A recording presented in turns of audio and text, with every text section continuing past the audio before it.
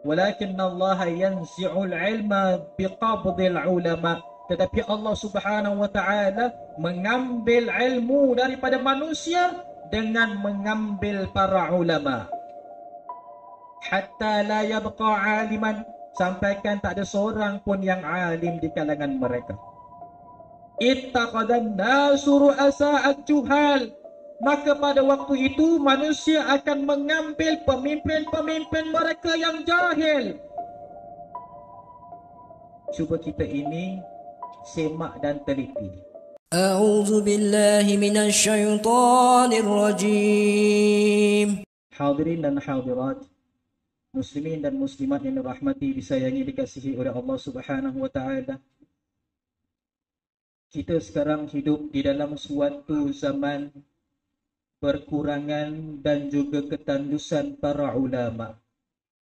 Rasulullah sallallahu alaihi wasallam pernah bersabda di dalam sebuah hadis, al-ulama'u warathatul anbiya. Para ulama itu adalah pewaris para anbiya. Wa annal anbiya'a lam yarithu dinaran wala dirhaman, walakinnahum yarithul ilma.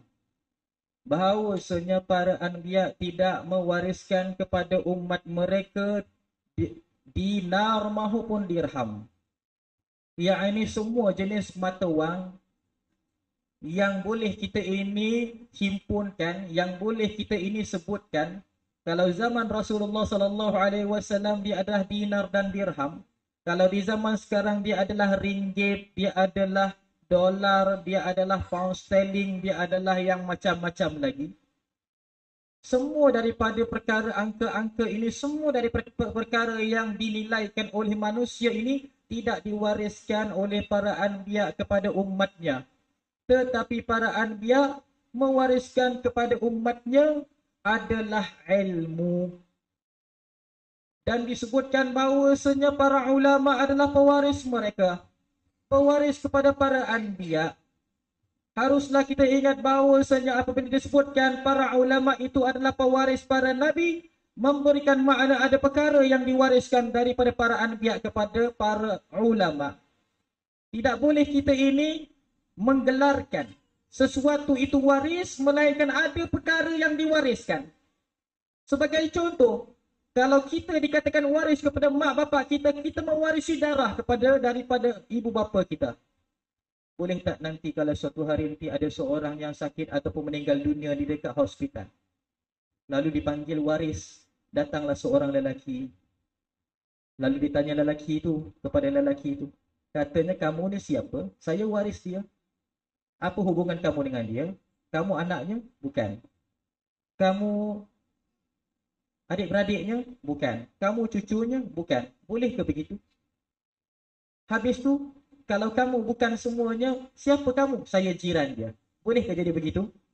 Tidak boleh. Melainkan kalau waris itu adalah orang yang mewarisi sesuatu daripada orang sebelumnya, itu dikatakan pewaris. Maka para ulama mewarisi para anbiya. Mereka seperti mana anak-anak para anbiya yang mereka diwariskan kepada mereka. Tetapi para anbiya tidak mewariskan ilmu kepada umatnya. Para anbiya mewariskan ilmu kepada para ulama, tidak mewariskan harta benda kepada umatnya. Tetapi para anbiya mewariskan kepada para ulama ilmu. Maka harus kita ingat bahawasanya mereka itu para ulama telah pun disucikan nama mereka secara umum oleh Rasulullah sallallahu alaihi wasallam, bahawasanya mereka ini diwarisi oleh para ulama, iaitu ilmu. Mewarisi oleh daripada para ulama, daripada para anbiya, iaitu ilmu yang diberikan oleh Allah Subhanahu wa taala. Maka yang mewarisi ilmu daripada para anbiya ini namanya para ulama rabbani. Dan mereka adalah para ulama secara asas. Apabila para ulama ini, mereka ini mewariskan ilmu daripada guru ke guru, daripada guru ke guru, sehinggalah daripada bapa ke bapa, bapa ke bapa, sampailah daripada para tabi'in sampai kepada para tabi'in, sampai kepada para sahabat, sampai mereka itu ambil daripada Rasulullah sallallahu alaihi wasallam. Tidak bolehlah warisan itu dia itu bersifat munqati', terputus. Mana-mana warisan tidak boleh bersifat munqati', terputus. Perlu muttasil, perlu dia bersambung kepada para anbiya, kepada para rasul dan kepada Rasulullah sallallahu alaihi wasallam sayyidul anbiya.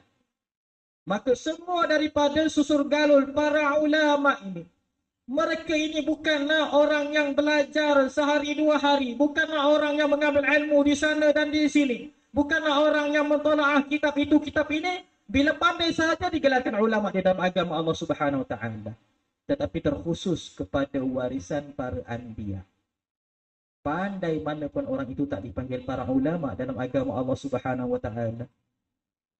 Orang itu jenius mana pun dalam agama Allah Subhanahu wa taala, pandai masya-Allah mustalahatnya, Allahu akbar, tahu kenapa hadis itu sahih, kenapa hadis itu dhaif, kenapa hadis ini maudhu', tahu masya Allah hadis ini kenapa mursal, kenapa mauquf, kenapa marfu', kenapa hadis ini syadz, kenapa hadis ini sebagainya. Semua daripada tu mengetahui masya Allah susur galur dan juga cabang-cabangnya ataupun daripada apa yang kita ini pelajari daripada ilmunya. Mengetahui pula subhanallah tentang bagaimana akidahnya, bagaimana syariatnya, tapi mengambil daripada akalnya sendiri, mentafsirkan ikut sedap kehendaknya sendiri. Tak dinamakan ulama kerana para ulama terkhusus Rasulullah, iaitu daripada warisan para anbiya. Kalau ada orang pandai dalam agama tapi tidak ambil daripada gurunya, ataupun dia ambil daripada gurunya tapi gurunya berguru dengan orang yang tidak ada guru, dia bukan para ulama. Mereka inilah yang dimunculkan di akhir zaman sebagai para ulama usul. Hadirin dan hadirat, muslimin dan muslimat yang dirahmati, disayangi, dikasihi oleh Allah Subhanahu wa taala. Rasulullah sallallahu alaihi wasallam menyebutkan banyak daripada hadis. Terutamanya Rasulullah menyebutkan bahawasanya innallaha la yanzi'ul ilma intiza'an min qulubil ibad, walakinnallaha yanzi'ul ilma biqabdil ulama hatta la yabqa 'aliman ittakhadhan nasu ru'asa'ud juhal fa'aftau bighairi ilmi fa'adallu wa adall.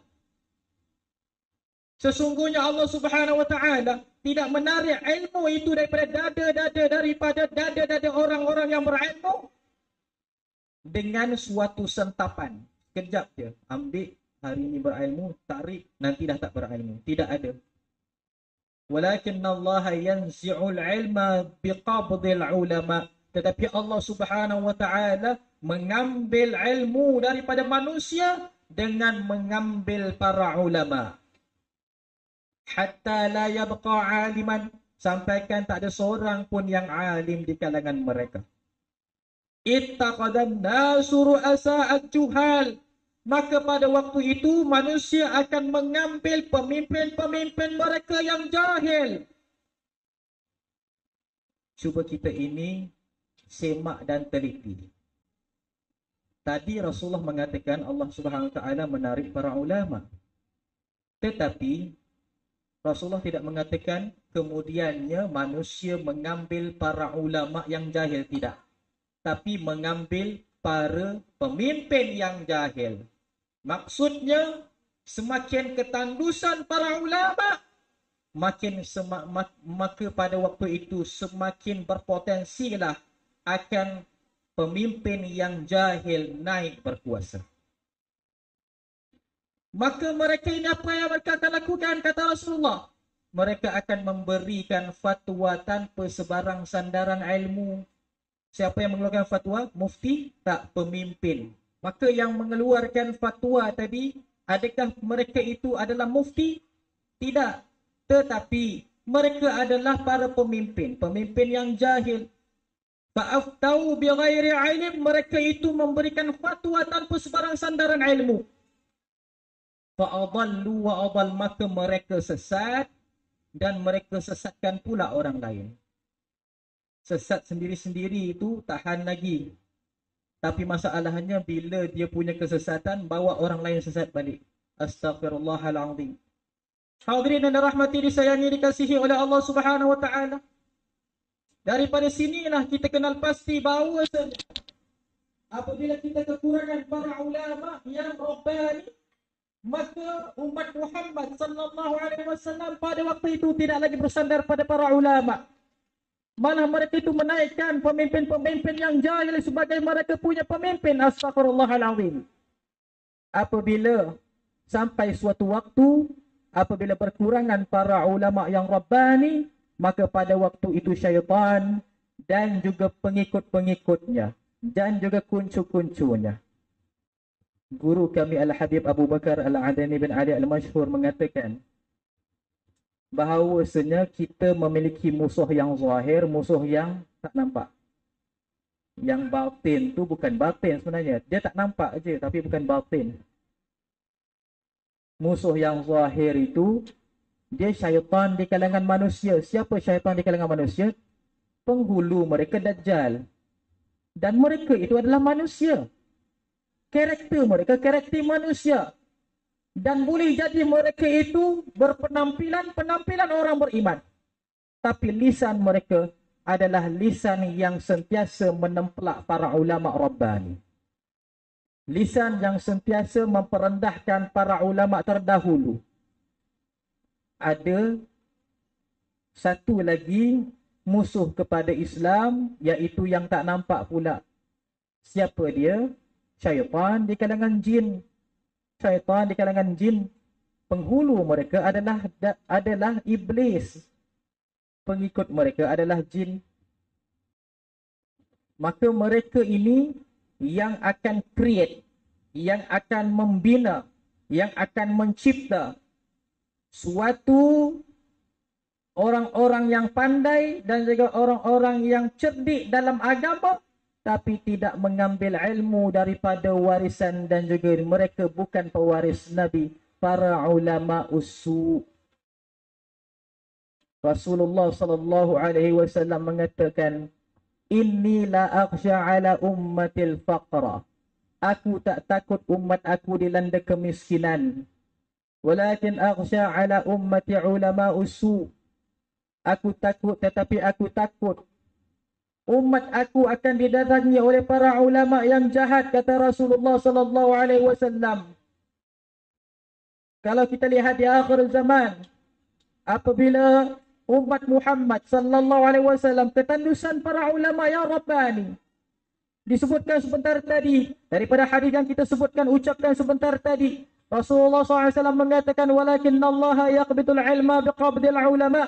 Tetapi Allah Subhanahu wa taala menarik kembali ilmu daripada dada manusia dengan menarik para ulama.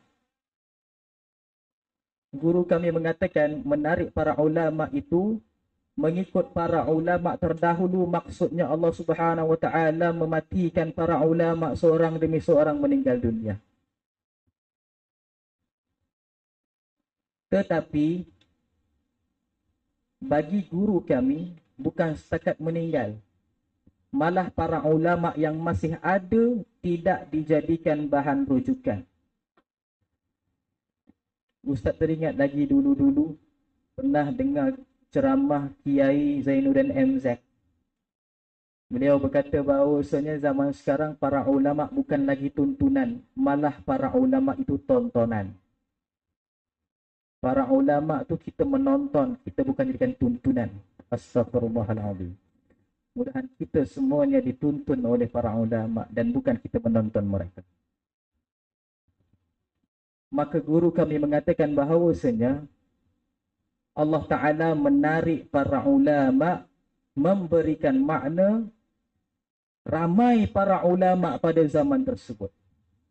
Tetapi ulama yang ada bukan lagi bahan rujukan, tidak lagi dikunjungi ke rumah-rumah mereka, dan mereka bukan lagi orang yang dipandang sebagai manusia yang berautoriti. Kalam mereka tak diguna pakai lagi, dan mereka itu adalah orang yang diketepikan, dipinggirkan. Astaghfirullahaladzim.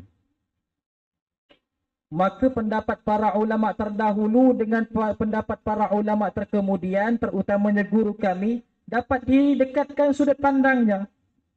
Nampak macam jauh sangat. Tadi kata meninggal dunia para ulama, sekarang ulama yang ada hidup lagi tetapi tidak jadi lagi tuntunan kepada umat Muhammad di akhir zaman. Maka untuk mendekatkan sudut pandang, maka ianya adalah dua-duanya sebenarnya adalah benar. Bahawa para ulama yang berwibawa, yang terkenal, yang manusia kenal akan ketokohannya, manusia tahu akan keilmuannya, mereka ini diambil, maksudnya dimeninggalkan oleh Allah Subhanahu wa taala. Kemudian anak muridnya, walaupun mewarisi ilmu yang sempadan dengan guru tersebut, tidak lagi dipandang, alah ni anak murid je, alah tak gunalah, yang masih lagi anak muda. Subhanallah. Barisan hadapan saya semuanya anak murid para ulama ya Rabbani. Allahu Akbar. Maka subhanallah, itu yang dimaksudkan dekat sudut pandang. Sampai hatta la yabqa aliman. Kalau ikut sudut pandang ulama dimatikan, maksudnya sampai tak ada seorang lagi ulama yang hidup. Kalau ikut konteks para ulama itu tidak lagi dipandang, tidak lagi menjadi muwajjih, tidak lagi menjadi panutan, memberikan makna sehingga tidak ada lagi seorang ulama yang dihormati. Ittakhadhan nasu ru'asa al-juhal. Pada waktu itu manusia akan ambil para pemimpin yang jahil. Maka apabila kita ini telah pun nampak kepada keduniaan, kepada kemewahan, kita dibukakan di hadapan mata kita keindahan-keindahan di dalam dunia.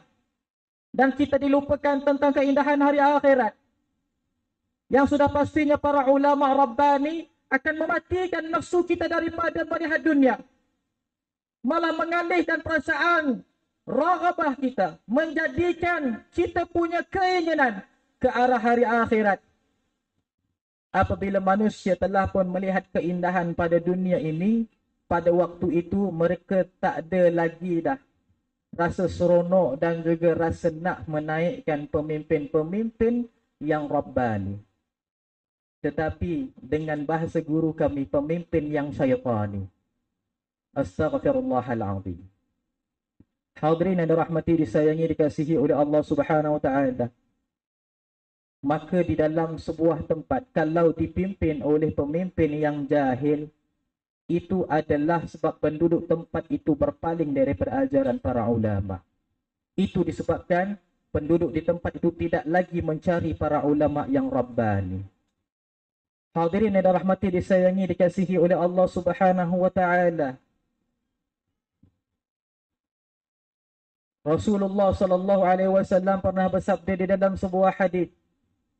Kata Rasulullah SAW, la ya'tiyanna ala ummati zamanan hum yabghuna minal ulama.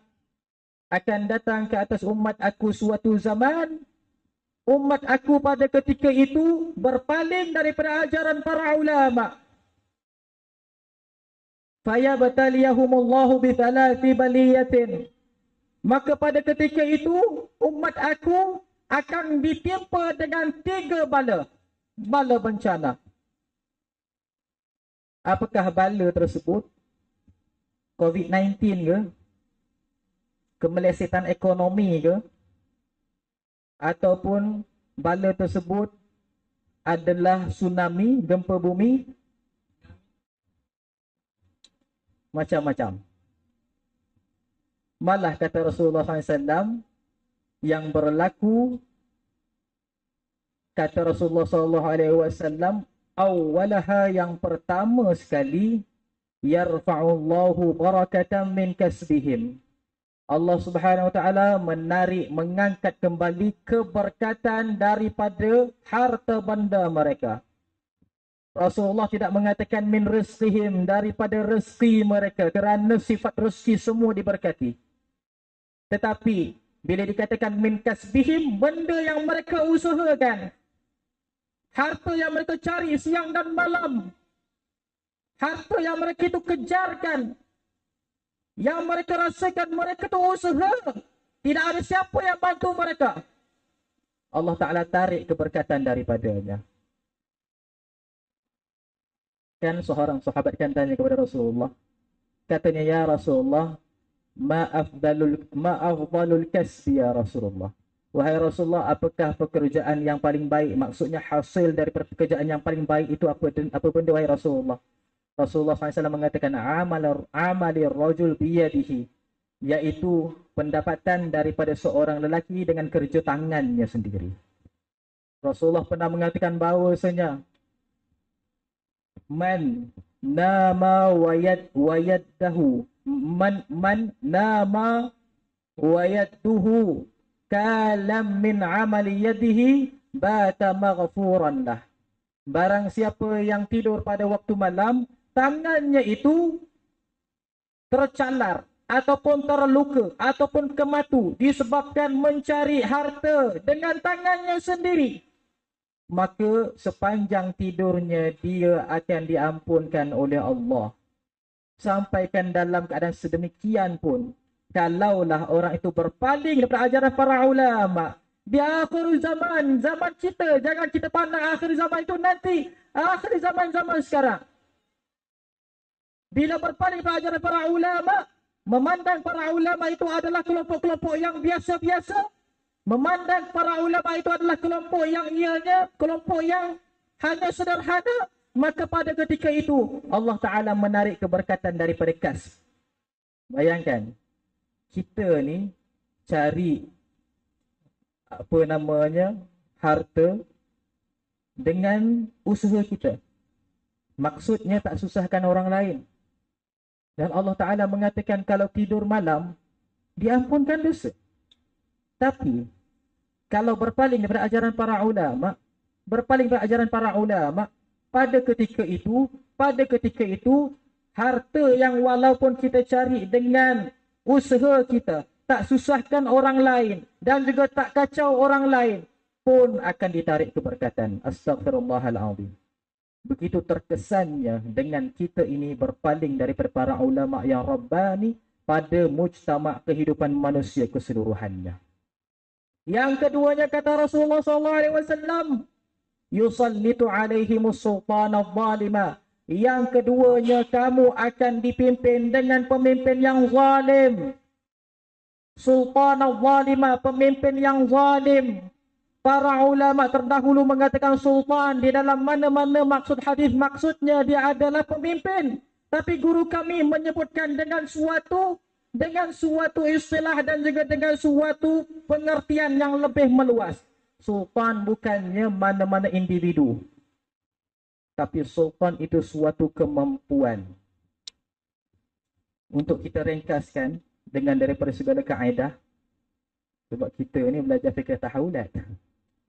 Sebab kita sebenarnya ada kelas fikir tahawulat sepatutnya, tapi hari ni cantas kelas fikir tahawulat tu terus kepada maulid. Pasal apa? Pasal kita ada banyak para ulama yang hadir pada hari ini, alhamdulillah. Yang semuanya subhanallah nak perlu berikan satu tausiah. Masya-Allah.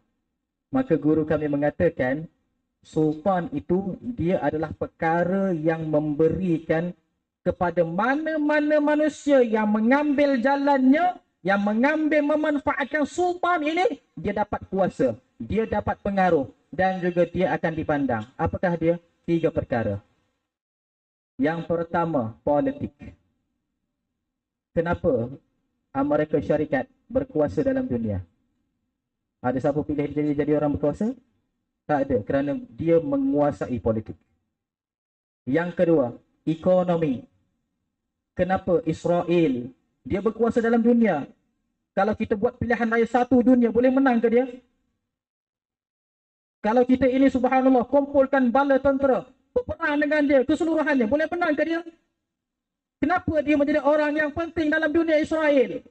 Kerana menguasai ekonomi. Yang ketiga, media. Dalam bahasa Arabnya iaitu i'lam. Dalam bahasa Arabnya i'lam, dalam bahasa Melayunya media. Barang siapa yang menguasai media, dia dapat menguasai akal fikiran manusia. Sebab itulah mana-mana kerajaan yang memimpin, mereka akan ambil alih media. Sebab itulah waktu Amerika Syarikat menyerang benua tanah Arab, benda pertama yang mereka rampas stesen TV Al Jazeera. Ingat tak? Kenapa? Kerana mereka nakkan sultan. Sultan bukan manusia. Sultan 3 perkara ini zaman sekarang. Maka Allah Ta'ala mengatakan, Rasulullah mengatakan, yusallitu alaihimus sultanal zalimah. Kamu akan diselubungi. Yusallitu, maknanya kamu akan dikuasai dengan sultan yang zalim.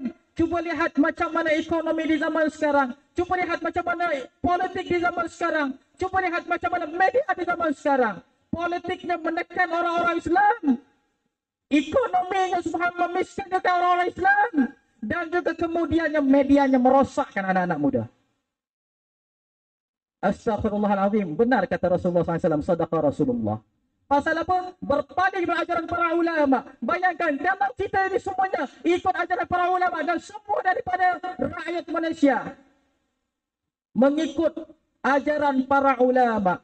Adakah media dapat memberikan kita ini kemudaratan? Tidak. Adakah ekonomi dapat beri mudarat pada kita? Tidak. Waktu tu rasuah akan kosong. Riba tak ada. Kecurian tak ada. Seleweng tak ada. Maka ekonomi stabil. Allahu Akbar. Dan kemudiannya politik akan apa-apakan kita? Tak? Bersatu padu. Allahu Akbar. Zaman sekarang tak ikut ajaran para ulama yang dia berpecah belah tu. Subhanallah. Kejap ke kiri, kejap ke kanan, kejap ke atas, kejap ke bawah. Subhanallah, mudah Allah Subhanahu wa taala tetapkan hati kita dalam kebenaran. Amin ya rabbal alamin. Yang akhir sekali, yang paling kita takutkan. Ini yang paling kita takutkan. Takut-takut kita ini subhanallah belajar agama, ikut ahli agama, tiba-tiba berlaku benda ini, maka sia-sia habis semua apa yang kita ini belajar pada agama kita. Kata Rasulullah SAW, yakhruju minad dunya bighairi iman. Mereka keluar daripada dunia, meninggal dunia, tak ada keimanan. Astaghfirullahalazim, mati su'ul khatimah. Astaghfirullahalazim. Hadirin yang dirahmati, disayangi, dikasihi oleh Allah Subhanahu wa taala. Nak cerita satu perkara. Ambil masa sikit. Nak cerita satu perkara. Benda ini berlaku di zaman Sayyidina Ali karramallahu wajhah. Sayyidina Ali dalam zamannya ada lebih kurang 3 peperangan. Yang pertama peperangan Jamal, yang kedua peperangan Nahrawan, akhir sekali peperangan Siffin. Dan Sayyidina Ali gugur syahid dalam medan peperangan Siffin. Dan kena ingat, semua peperangan berperang bertempur di antara orang Islam sama Islam. Semua peperangan, Allahu Akbar. Kemudiannya berlaku dalam peperangan Nahrawan. Pada waktu itu, orang yang mereka mengatakan berpihak kepada Sayyidina Muawiyah, sahabat Rasulullah. Sayyidina Muawiyah tak pernah memusuhi Nabi Muhammad. Malah Sayyidina Muawiyah tidak pernah memusuhi Ahlul Bait.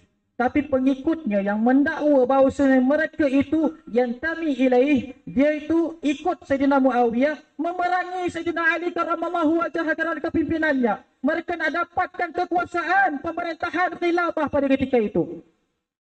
Pergolakannya adalah pergolakan politik. Ingat, kalau kita ini bersengketa disebabkan berbeza warna bendera kita, kata guru kami, hati-hati. Negara Syria, bumi Syam jadi berperang macam zaman sekarang, asalnya dulu adalah macam kamu. Dulu mereka tu bercanggah-canggahan, mereka tu bertegang-tegang leher, sekarang tembak-tembak mati. Dan setiap seorang merasakan dia sedang berjihad, berjuang. Orang yang membunuh sebut Allahu Akbar, yang nak mati sebut asyhadu an la ilaha illallah. Siapa yang betul? Yang betul adalah yang berada atas pendirian yang tepat. Dalam peperangan Nahrawan pada ketika itu, bila dihimpunkan bala tentera, dilihatkan tentera yang memerangi Sayyidina Ali, mereka semuanya tok-tok guru. Hafiz Quran, tok-tok guru, orang yang paling kuat beribadah. Dan juga ahli agama.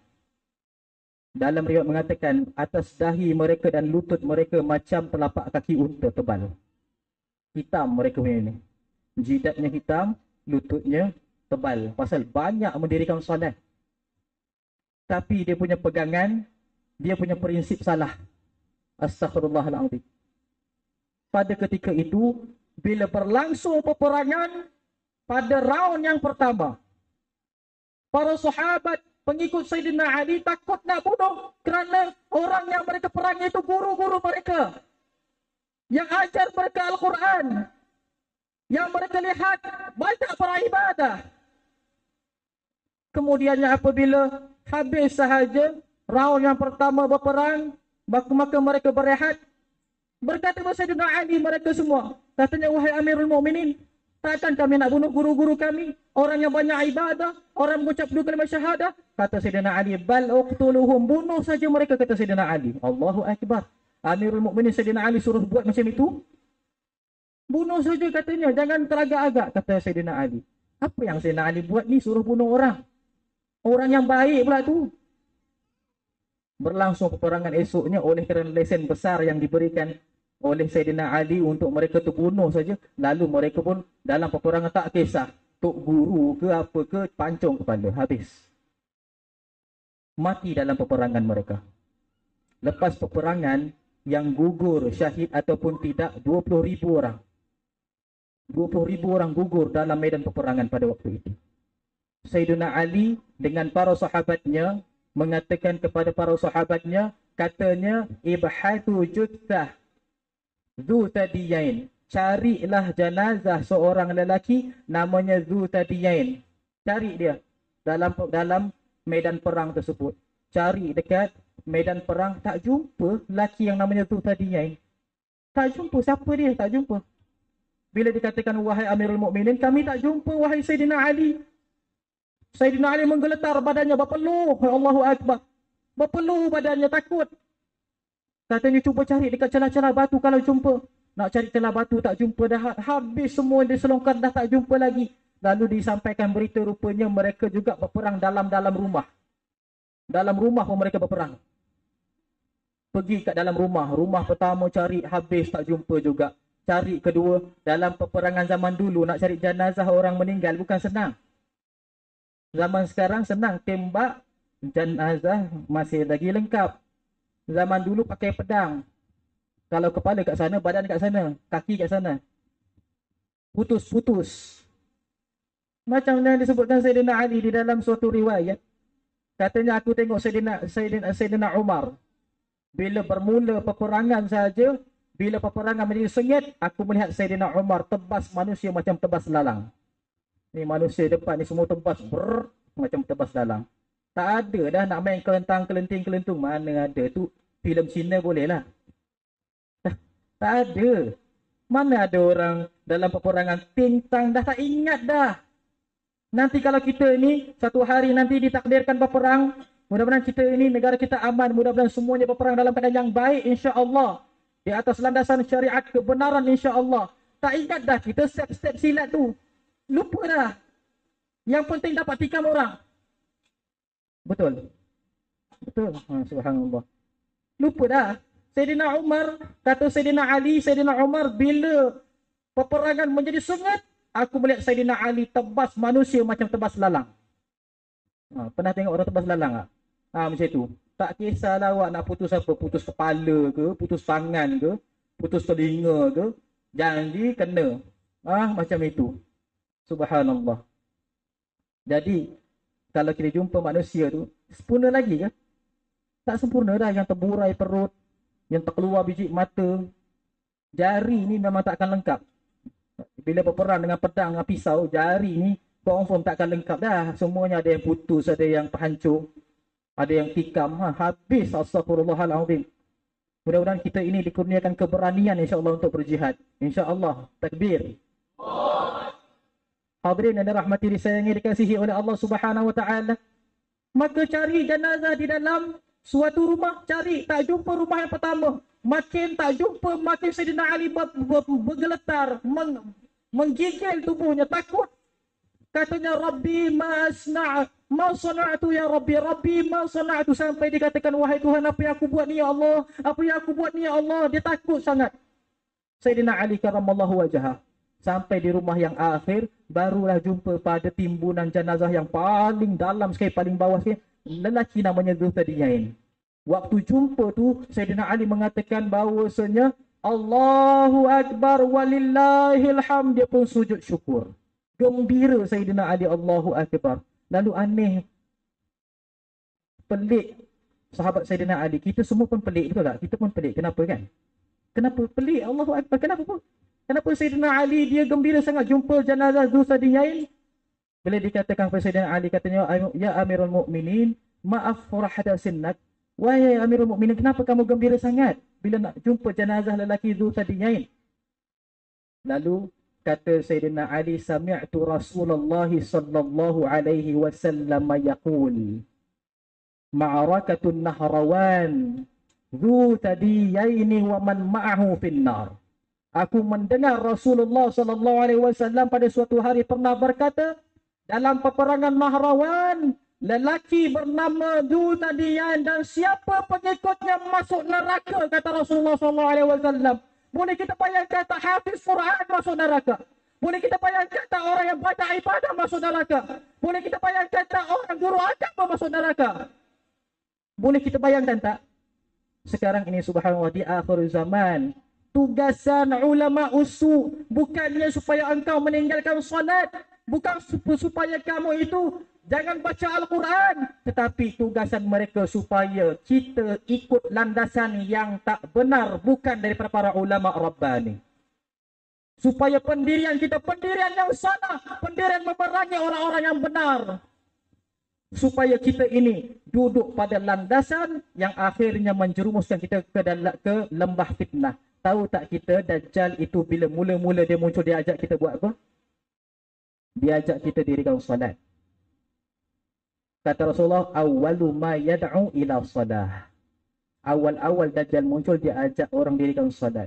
Bayangkan, dia kata, jom kita dirikan solat. Kita pun dirikan solat. Waktu tu dah kena fitnah Dajjal. Orang dirikan solat kena fitnah Dajjal. Boleh bayang tak? Orang yang tak mau solat, aku tak nak solat dengan kau. Aku tak nak solat belakang kau. Orang yang tak nak solat, mereka tu selamat daripada fitnah. Boleh bayang tak? Benda ni kita dengar pun dah fitnah. Apatah lagi kalau kita duduk di zamannya. Bayangkan kalau ada seorang ulama katanya, jangan ikut orang ini. Dia tak betul, jangan solat di belakangnya. Apa engkau? Jangan dirikan solat. Inilah dia ajaran yang batil. Betul tak?